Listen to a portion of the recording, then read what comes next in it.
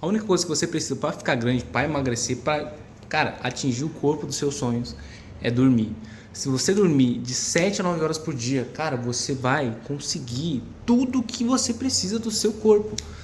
Você tem que entender que o seu corpo não é uma máquina e precisa de descanso.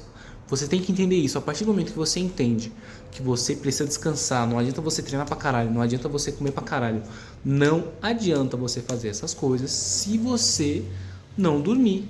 Se você dormir menos de 6 horas por dia, cara, o seu corpo não consegue processar tudo que você precisa. O seu corpo, ele não entende que você está querendo crescer se você dorme 5 horas por dia. Ah, mas eu trabalho, cara, isso é foda.